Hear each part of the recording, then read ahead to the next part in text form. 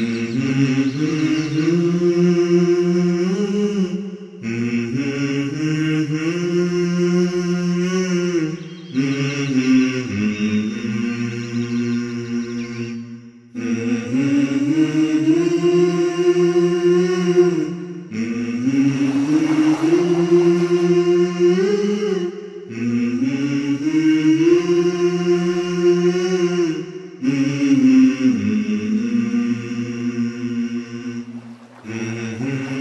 الله الحمد لله والصلاة والسلام على رسول الله وعلى آله وصحبه ومن والاه.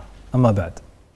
Я думал, что этот день станет обычным днем нашего путешествия с целью оказания гуманитарной помощи в Камбоджу, страну, которая находится на самом востоке Азии. Но все оказалось совсем не так.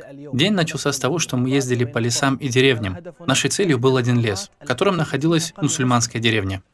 В этот день нам сообщили, что одна старая больная женщина находится у себя дома. И мы часто находили таких стариков, навещали их и пытались как-то утешить. Но эта женщина была не такой, как другие. Я не увидел дома. Это была скорее хижина из соломы и пальмовых ветвей, которая, я извиняюсь, не подошла бы даже для того, чтобы в ней содержались животные, не говоря уж о проживании в ней пожилой женщины. Я зашел в хижину после того, как попросил разрешения зайти, и поздоровался. И меня удивило, что с самого начала эта старуха начала плакать. Она ответила нам на салям в слезах. Затем она начала жаловаться на боль в руке. И впоследствии мы обнаружили, что это был паралич, возникший после инсульта. Когда я взглянул на нее, я увидел у нее в глазах немеренное количество печали, и мне показалось, что это не только из-за болезни. Должна была существовать какая-то другая причина. Первое, что я сделал, начал рассматривать хижину. В ней почти ничего не было. Потолок испорчен, было полно насекомых, у них много дождей, поэтому потолок протекает. Она сидела на большой доске. Это была и ее постель, и место, где она сидит, и вся ее мебель. У нее почти ничего не было в доме, кроме небольшого количества утвари. Но это было не самое страшное. Самое тяжкое, что было в хижине, это одиночество. Эта старуха была совсем, абсолютно одна. Кто мог ее утешить? Если с ней некому сидеть и нет семьи, ей как минимум нужна помощь, она больна. Субханаллах, когда ты смотришь на нее, то видишь, как она жалуется без слов. Но я не знал точно, чего она хочет. В общем, переводчик сказал, что она жалуется на боль в руке. Я же чувствовал, что есть что-то еще, но успокоился на том, что услышал. Когда же мы начали искать ей сопровождающего, который бы сводил ее в больницу, загадка начала проясняться. Я спросил ее о сыне, но она не отвечала. «У тебя есть сын?» «Да». «Где он?» Она не говорила. Я не мог взять ее один, нам нужен был помощник и сопровождающий. Я спросил ее соседей: «Люди, где ее сын?» И мне сообщили, что это дом ее сына. Это оказался большой дом. Он стоял рядом с домом матери. 2 этажа. Перед домом стоит машина, мотоцикл, огород и коровы. Этот человек по сравнению с остальными жителями деревни богач. Это был удар для меня. Я и предположить этого не мог. Он же мусульманин. Как он может оставить свою мать? Другой удар, который меня охватил, я обнаружил, что между сыном и матерью стоит забор с колючей проволокой, который препятствует тому, чтобы она к нему приходила.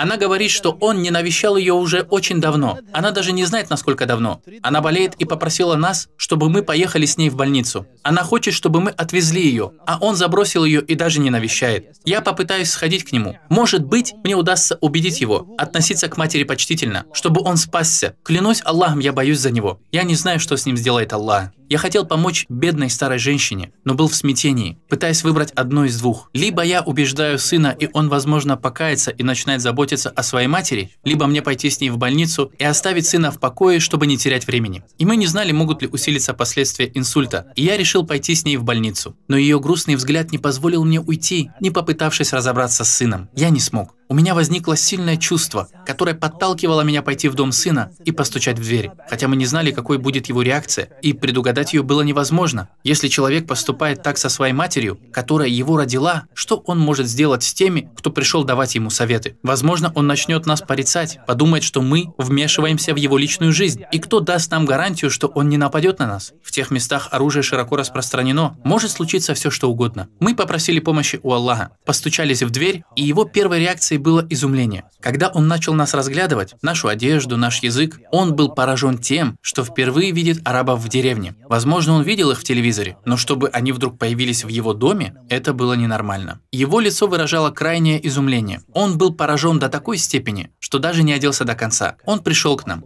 Я продолжал разговаривать с ним, просил его сходить к ней, сделать ей приятное. Она же его ждет в своей хижине в полном одиночестве. Что он с ней сделал? Как он поступил со своей матерью? Он удивил нас тем, что принял наш совет, ответил на него и послушался так, как я от него даже не ожидал. Он порадовал сердца всех присутствующих тем, что пошел к своей матери после долгого отсутствия, попросил у нее прощения и в конечном итоге сопроводил ее в столичную больницу. Она оставалась какое-то время в больнице, затем они вернулись в деревню. По окончанию лечения от последствий инсульта он продолжил заботиться о ней после возвращения с больницы. Сын пытался уговорить ее начать жить вместе с ним, но она отказалась и настояла на том, что останется в своей хижине. Сын не сообщил нам почему. Но когда ее сын ушел, в его отсутствие я спросил ее, почему же? И она ответила, что не хочет быть вместе со своей невесткой, потому что та обижает ее. Ей достаточно того, что сын навещает ее в ее хижине. Сын провел в хижине ремонт, чтобы потолок не пропускал воду. И одно из самого приятного, он начал уделять внимание самым незначительным нюансам. Он даже начал кормить и поить ее со своих рук. И ее улыбки следуют одна за другой, хвала Аллаху. Хвала Аллаху, который раскрыл его грудь к верному руководству. Клянусь Аллахом, мы обрадовались из-за радости этой матери, чьи улыбки вернулись к ней после столь долгого отсутствия. И я прошу у каждого, у кого жива мать, подарить ей улыбку сегодня же, до наступления завтрашнего дня. Сейчас, до того, как наступит день, когда ты будешь желать ее улыбки, но не увидишь ее. Если у тебя умер сын, может родиться другой. Вместо одной жены ты можешь найти себе другую. Но кто даст тебе другую мать? Она дарит тебе такую нежность, которая не стоит жизни никакой другой женщины. Она делает за тебя дуа больше, чем кто-либо другой из людей. Проблема в том, что ты не можешь ее ничем заменить. Это лучшая из дверей в рай. Сколько людей сейчас мечтает о том, чтобы увидеть свою мать, но не могут. Ты же можешь, но не идешь к ней? Побойся Аллаха по отношению к ней. Клянусь Аллахом, она не заслуживает от тебя такого обращения. Видели ли вы, как иногда наше обращение с каким-то человеком, которого видим впервые в жизни, гораздо лучше, чем с матерью, которая прожила с нами прекраснейшие дни нашей жизни? Достаточно хотя бы того, что мы повышаем на нее голос, и после этого мы ждем, чтобы наши дети проявляли к нам благочестие? Как это вообще возможно? О Аллах, прости нашим матерям и отцам, и помилуй их так же, как они милосердно относились к нам, когда мы были детьми. О Аллах, помилуй усопших из них и сохрани тех, кто жив, и сделай так, чтобы мы встретились с ними в высшем Фирдаусе, вместе с нашим пророком, да благословит его Аллах и приветствует, и его семьей. Аминь, о Аллах, и хвала Аллаху, Господу миров.